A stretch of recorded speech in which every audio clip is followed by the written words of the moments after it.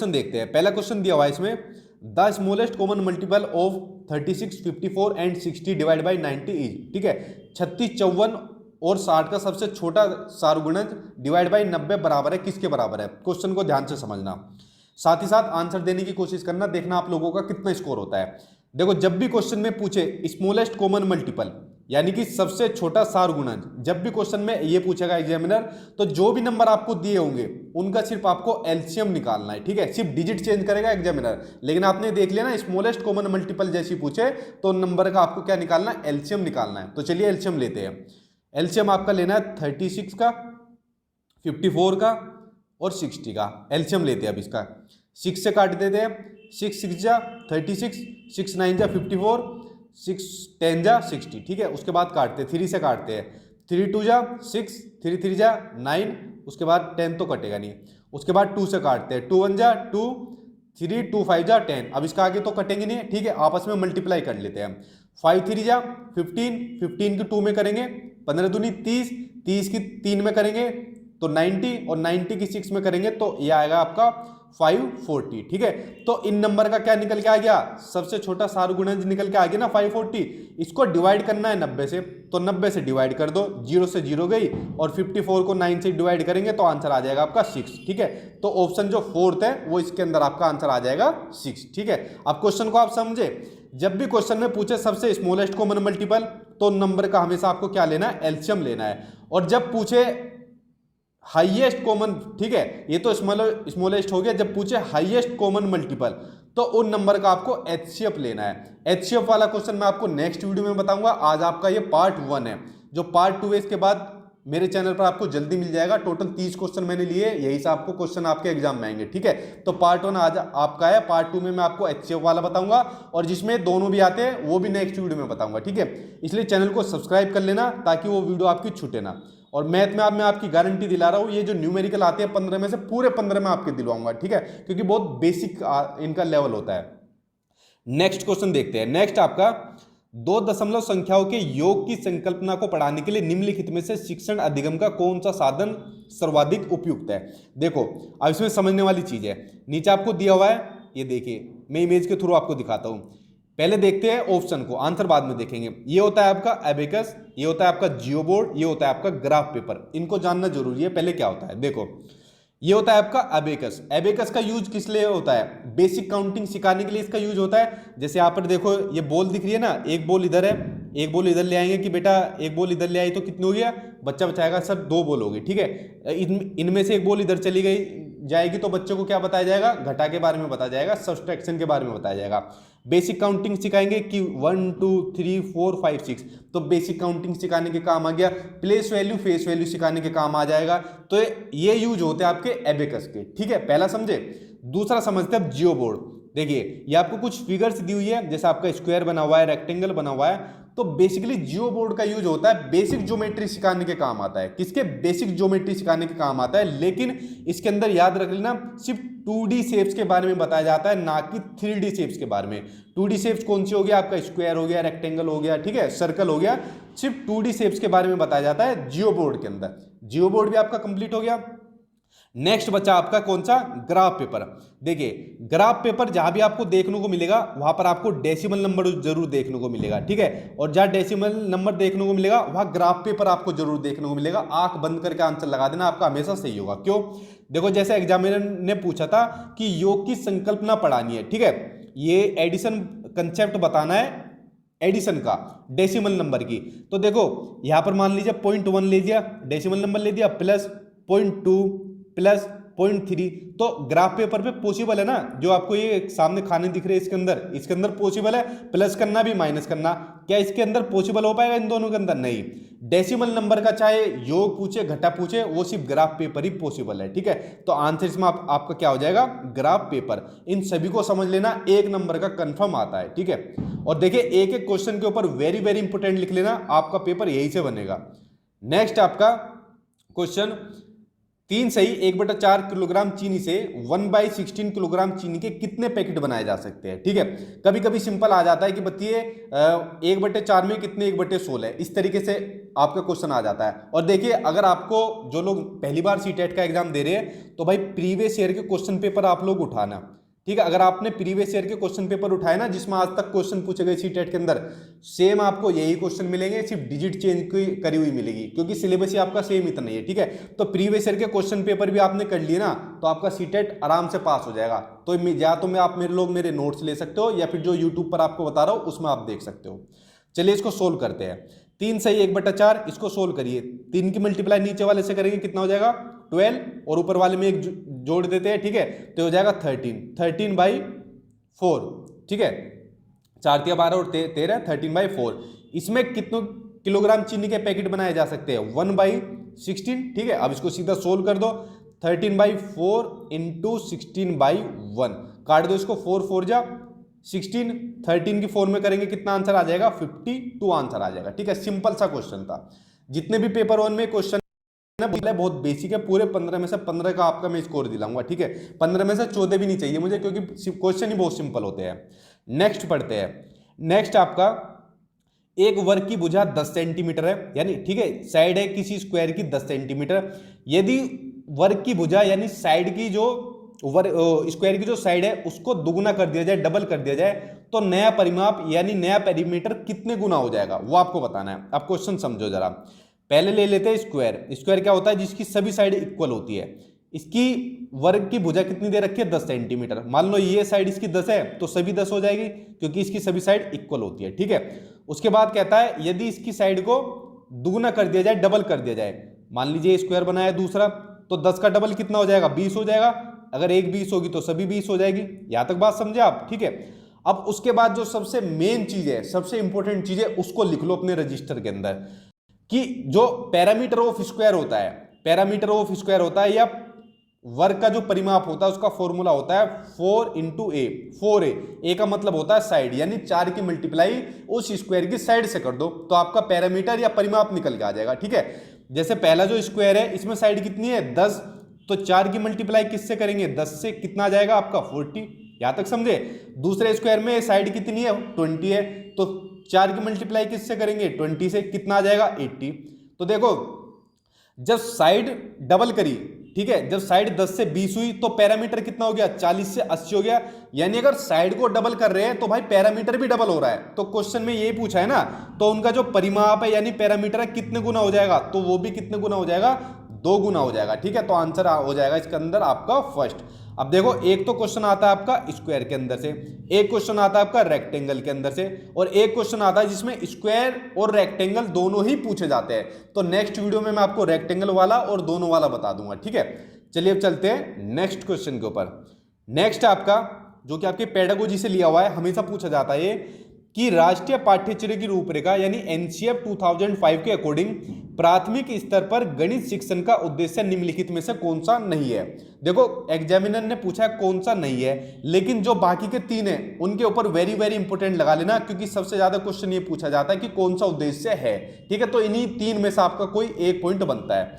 देखो पहला इसमें कि गणित में उच्चतर और अमूर्त पढ़ाई की तैयारी करना। मैंने आपको बताया था जहां भी आपको ये चीज मिल जाए कि किसी भी सब्जेक्ट में उच्चतर पढ़ाई की तैयारी करना या ग्रेड के लिए पढ़ाई करवाना या उनकी, ठीक है, ग्रेड के अलावा क्या हो गया रैंकिंग के लिए उनकी तैयारी कराना, ठीक है, या बेस्ट बनाने के लिए तैयारी करना, उन ऑप्शन को देखते गलत काट देना। आंसर इसमें पूछा था कौन सा नहीं है, तो आंसर तो आपका पहले ही से हो जाएगा। लेकिन बाकी के जो तीनों पॉइंट है इनको अच्छे तरीके से कर लो कि गणित को बच्चों की जिंदगी के अनुभवों का भाग बनाना। जिस भी सब्जेक्ट को आप बच्चों की जिंदगी के अनुभव से रिलेट कर दोगे वो ऑप्शन आपका हमेशा सही मिलेगा। तो ठीक है, ये उद्देश्य होता है गणित का। दूसरा, समस्या समाधान और समस्या प्रस्तुत करने के लिए प्रोत्साहित करना। जहां भी बच्चों को या बच्चों के विचारों को, ठीक है, उनको प्रोत्साहित करने की बात आ जाए उस ऑप्शन को देखते ही सही काट देना। ठीक है, वो आपका सही होगा। जैसे 4th ऑप्शन में भी यही है, तर्क संगत विचारों को प्रोत्साहित करना। ठीक है, तो प्रोत्साहित पर मैंने क्या कहा था, वो आपका पॉजिटिव होगा। और जहां पर भी आपको मिल जाए हतोत्साहित, ठीक है,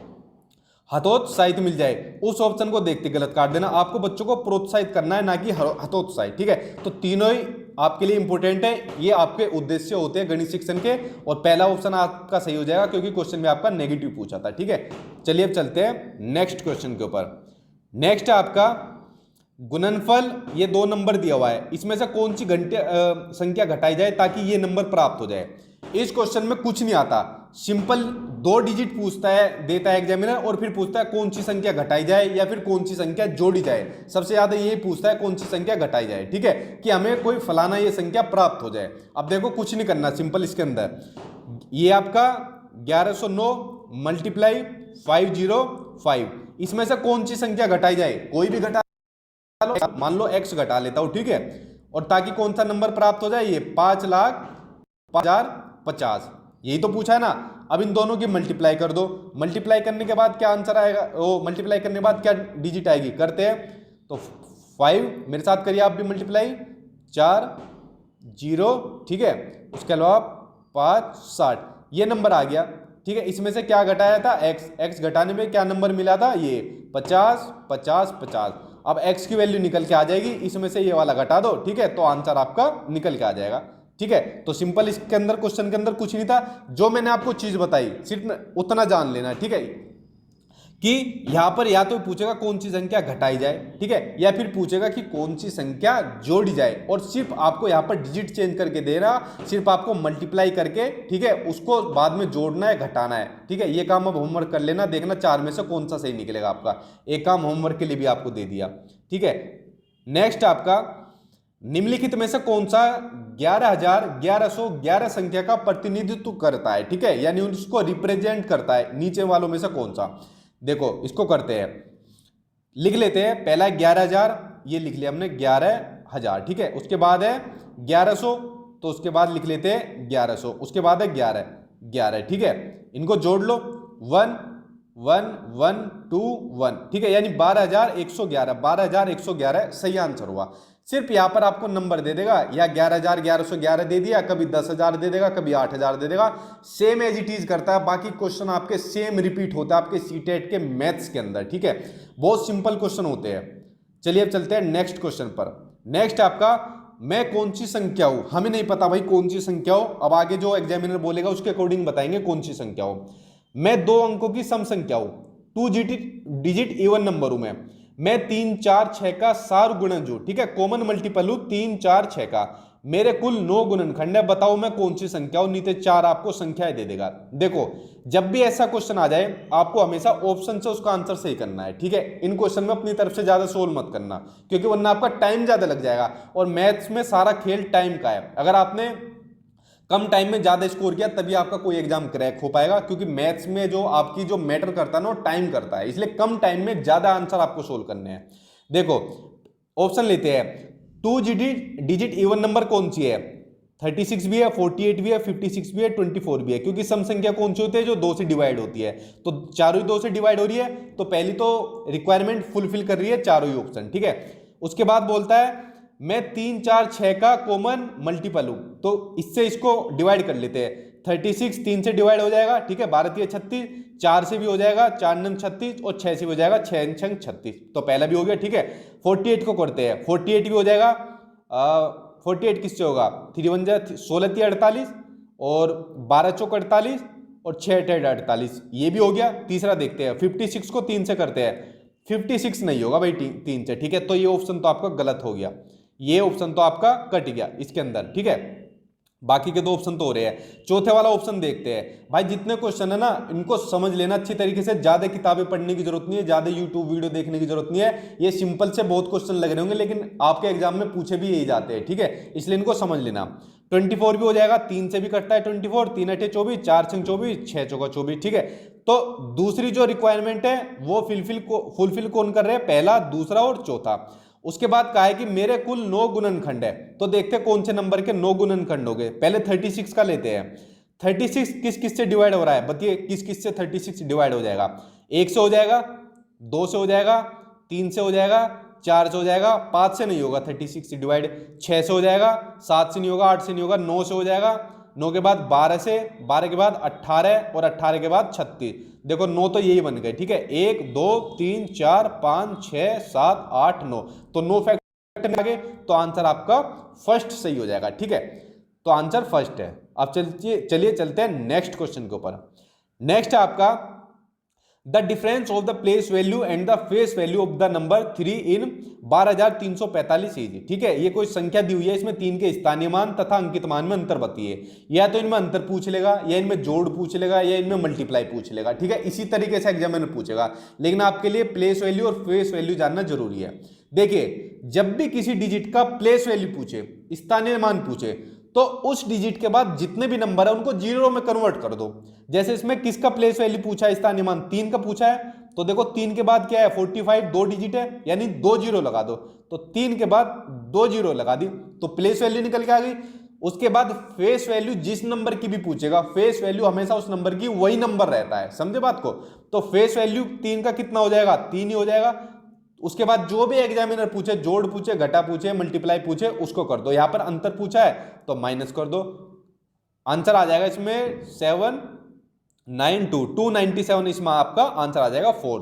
क्वेश्चन को अच्छे तरीके से कर लेना, शायद ही सीटेट का इतिहास में आज तक ये वाला क्वेश्चन ना पूछा गया हो। ठीक है, इसलिए इसको अच्छे तरीके से कर लेना। अब चलते हैं नेक्स्ट पर। नेक्स्ट है आपका राष्ट्रीय पाठ्यचर्या की रूपरेखा इंचेप 2005 की अनुशंसा के अनुसार प्राथमिक विद्यालयों का गणित पाठ्यक्रम, ठीक है, यानी मैथमेटिक्स करिकुलम पूछा है कैसा होना चाहिए। देखते हैं कैसा होना चाहिए। छात्रों को परगामी गणित के लिए तैयार करने वाला चाहिए। मैंने भी बताया ना, जहां भी उच्चतर पढ़ाई की बात हो जाए, परगामी तैयार करने की बात हो जाए, बच्चों को ऑप्शन को देखते गलत काट देना। छात्रों के प्रतिदिन के अनुभवों से संबंधित होना चाहिए, बिल्कुल। बच्चों के वास्तविक जीवन से जुड़ा होना चाहिए, या दिन प्रतिदिन के अनुभव से जुड़ा होना चाहिए। जहां भी ऑप्शन मिले तो देखते सही कर देना। तो आंसर आपका सेकंड सही हो गया। ठीक है, कार्यविधिक ज्ञान पर केंद्रित वाला भी नहीं चाहिए, और जहां भी ये भाई साहब आपको देखने को मिले कठोरता, ठीक है, ये शब्द देखने को मिले, ऑप्शन को देखते गलत काट देना, क्योंकि आपका नेगेटिव होता है। ठीक है, तो आंसर इसमें आपका हो जाएगा सेकंड। जहां पर भी बात हो जाए किसी भी सब्जेक्ट को दिन प्रतिदिन के अनुभव से जोड़ दे, या वास्तविक ज्ञान को, ठीक है, बाहर के वातावरण से जोड़ने की बात आ जाए, तो समझ लेना एनसीईआरटी 2005 ने उसी की अनुशंसा की है। आंसर सेकंड हो जाएगा। चलिए अब चलते हैं नेक्स्ट क्वेश्चन के ऊपर। नेक्स्ट आपका 2 और 2/3 समकोणों में डिग्रियों की संख्या क्या है। ठीक है, number of degrees in 2 and 2/3 of a right angle. देखो क्वेश्चन में कुछ नहीं करना, कभी तो 2 और 2/3 पूछ लेगा, कभी 1 और 1/3 पूछ लेता है। ठीक है, इसमें से भी यह जानना जरूरी है राइट एंगल कितने डिग्री का होता है। तो ये होता है आपका राइट एंगल 90 डिग्री का। अब 1/3 पूछे या 2/3 पूछे, सिंपल सोल्व कर दो इसको। ठीक है, तो 2 और 2/3 पूछा है, तो 2 तो हो गया 90 डिग्री की, इससे कर दी, और 2/3 हो जाएगा 2/3 इंटू 90। 2 और 2/3 पूछा है ना इसने। ठीक है, तो इसको काटेंगे 3 3 जा 90, 30 की 2 से करेंगे हो जाएगा आपका 60। ठीक है, उसके बाद 9 की 2 से करेंगे हो जाएगा आपका 180। ठीक है, दोनों को जोड़ दो, 180 में 60 जोड़ेंगे कितना बनेगा 240। आंसर हो जाएगा इसमें आपका फर्स्ट सही हो जाएगा। ठीक है, राइट एंगल 90 डिग्री का होता है। उसके बाद 2/3 पूछे, 1/3 पूछे, कितने पूछे, सेम एज इट इज रख के आप काट दो। ठीक है, चलिए चलते हैं नेक्स्ट क्वेश्चन के ऊपर। नेक्स्ट आपका 18 से ही 3/4 में कितने चतुर्थांश यानी कि कितने क्वार्टर्स पूछे हैं। कभी तो एग्जामिनर क्वार्टर्स पूछ लेता है, क्वार्टर्स मींस चतुर्थांश पूछ लेता है, और कभी पूछ लेता है एग्जामिनर तृतीयांश। ठीक है, तो देखो जब भी क्वार्टर पूछेगा तो उस नंबर को 1/4 से डिवाइड कर देना। अगर तृतीयांश पूछे तो 1/3 से डिवाइड कर देना, समझे। अब जैसे ये जो नंबर दिया हुआ है, तो क्वार्टर पूछा है तो 1/4 से कर दो, लेकिन इसको सोल्व करो पहले। 18 की 4 से करेंगे कितने हो जाएगा, 18 4 जा 72, और ऊपर वाले नंबर में जोड़ लेते हैं, 72 में 3 जोड़ेंगे तो हो जाएगा आपका 75/4। इसमें कितने क्वार्टर है ये पूछा है ना, तो 1/4, इसको सोल्व कर लो। 75/4 इंटू 4/1, 4 से 4 गया, आंसर बचा आपका 75, थर्ड सही हो जाएगा। ठीक है, देखिए कितने सिंपल क्वेश्चन पूछे गए हैं। पेपर 1 में बहुत ही लड्डू क्वेश्चन पूछता है एग्जामिनर। हाँ, पेडागोजी के थोड़े हार्ड क्वेश्चन होते हैं, उनके लिए मैं आपके अलग से वीडियो बनाऊंगा, पूरा कंटेंट आपका तैयार करा दूंगा मैं। ठीक है, इसलिए बेफिक्र रहना। नेक्स्ट आपका गणित में त्रुटियों की महत्वपूर्ण भूमिका होती है, यानी त्रुटियां यानी एरर्स, यानी जो गलतियां बच्चा करता है, ठीक है, उनकी महत्वपूर्ण भूमिका होती है। देखो जब भी बात आ जाए गलतियों की, त्रुटियों की, एरर्स की, एक बात ध्यान रख लेना, ये हमेशा एक महत्वपूर्ण भूमिका निभाते हैं। ठीक है, क्योंकि जब तक बच्चे की गलतियों का पता नहीं चलेगा हमको टीचर को, तो तब तक उसका उपचार कैसे करेंगे? बिना गलतियों का पता लगे उसको ठीक किया जा सकता है, सुधारा जा सकता है? नहीं। तो जब भी एरर्स की बात आ जाएगी, त्रुटियों की बात आ जाएगी, तो समझ जाना कि वो बात क्या है, सही है। तो गलत तो आपको हो ही नहीं सकती, ऑप्शन आपके दोनों ही गलत हो गए, ठीक है। तो ये सही है, क्योंकि ये बोध कराते कि बच्चे गणित की अवधारणा की किस प्रकार रचना करते हैं। यह गणित की जगह बाकी के आपके सब्जेक्ट ले सकता है एग्जामिनर, कि पर्यावरण अध्ययन ले दिया, चाहे आपका हिंदी ले दिया, इंग्लिश ले दिया, किसी भी XYZ सब्जेक्ट को ले देगा। लेकिन आपको हमेशा ध्यान रखना है कि ये बहुत ही महत्वपूर्ण होती है एरर्स। इनके बिना जो है ना शिक्षण प्रक्रिया को सही नहीं किया जा सकता, सुगम नहीं बनाया जा सकता। चलिए चलते हैं नेक्स्ट क्वेश्चन के ऊपर। नेक्स्ट आपका हिंदू अरबी संख्यांकन पद्धति में 4 अंक वाली कितनी संख्या है वो आपको बतानी है, ठीक है। देखो इसको करने का सिंपल तरीका देखो, कभी तो 4 अंक वाली दे देगा, 5 दे देगा, 6 दे देगा, 7 8 जितने भी अंक वाली पूछी, जो तरीका बता रहा हूं उस तरीके से करना। यहां पर पूछा है ना 4 डिजिट वाली पूछी है, 4 अंक वाली कितनी पूछी है। सबसे पहले सबसे बड़ी 4 डिजिट वाली संख्या ले लो, सबसे बड़ी, ठीक है, 4 अंकों वाली संख्या ले लो। तो सबसे बड़ी 4 अंकों वाली संख्या क्या होगी? 9999। यही तो है सबसे बड़ी 4 अंकों की संख्या। इससे आगे तो 5000 हो जाएगी, 5 अंकों की हो जाएगी, ठीक है। उसके बाद सबसे छोटी 4 अंकों की ले लो, सबसे छोटी, ठीक है, सबसे छोटी 4 अंकों की संख्या कितनी होगी? 1000। यही तो है सबसे छोटे 4 अंकों की संख्या। इसको इसमें से घटा दो, 9 में से गया 8, 8999। सबसे बड़ी में से सबसे छोटी संख्या को घटा दो और जो भी आए उसमें 1 जोड़ दो। 8999 में 1 जोड़ दो तो कितना हो जाएगा आपका? 9000 हो जाएगा। आंसर हो जाएगा इसमें आपका सेकंड। तो समझ गया क्वेश्चन, सिंपल सा। जब भी 4 की जगह 5 पूछेगा, 6 पूछेगा, 7 पूछेगा, 8 पूछेगा, जितनी भी पूछे सबसे बड़ी में से सबसे छोटी घटा के 1 जोड़ देना आपको, ठीक है। चलिए चलते हैं नेक्स्ट क्वेश्चन के ऊपर। नेक्स्ट आपका the sum of all the factors of 100 is, कि संख्या 100 के सभी गुणनखंडों का योगफल क्या है। एग्जामिनर ने ये क्वेश्चन इतनी बार रिपीट किया है, 100 की जगह कभी 72 दिया हुआ है, ठीक है, कभी 86 दिया हुआ है, कभी 240 दिया हुआ है, ठीक है। इस तरीके से डिजिट चेंज करता है। जितने भी क्वेश्चन मैंने आपको बताया सिर्फ डिजिट चेंज मिलेगी, वरना सेम एज इट इज आपको मिलेंगे। इसको करने का तरीका जो मैं आपको बता रहा हूं मेरे वाले तरीके से करना, ठीक है, जो तरीका मैं आपको बता रहा हूं। देखिए जब भी पूछे गुणनखंडों का योगफल पूछे, ठीक है, द सम पूछे, इनका योगफल पूछे किसी भी नंबर का, तो आपको सबसे पहले उसका क्या लेना है? एलसीएम लेना है। तो 100 का एलसीएम ले लो भाई, कितना बैठेगा? 100 का एलसीएम लेंगे, 2 से काट दे, 2 5 जा 10, 0, 2 से करेगा तो हो जाएगा आपका 25, 5 से काटेंगे तो 5 5 जा 25। सबसे पहला काम क्या किया आपने? एलसीएम लिया। दूसरा काम, जो भी नंबर आए, जितने भी नंबर आए उनकी पावर उतनी बार ले देंगे। 2 कितनी बार आया है? 2 बार आया है। 5 कितनी बार आया है? 5 भी कितनी बार आया है? 2 बार आया है, ठीक है। तो इनकी पावर उतनी बार ही ले देंगे, देखो। और शुरुआत करेंगे 0 से, ये बात ध्यान रख लेना। तो 2 की पावर 0, 2 की पावर 1 और 2 की पावर 2। इसी तरीके से 5 की करेंगे, 5 की पावर 0, 5 की पावर 1, 5 की पावर 2। मैंने बताया ना जितने भी नंबर आएंगे उनकी पावर उतनी बार ही लेंगे, लेकिन 0 से शुरुआत करेंगे। अगर यहां पर 3 बार हो जाता तो 2 की पावर 3, 5 की पावर 3 ले देते, ठीक है। सिंपल सा, आप इसको सोल्व कर दो। जिसकी पावर 0 होती है उस नंबर की वैल्यू होती है 1।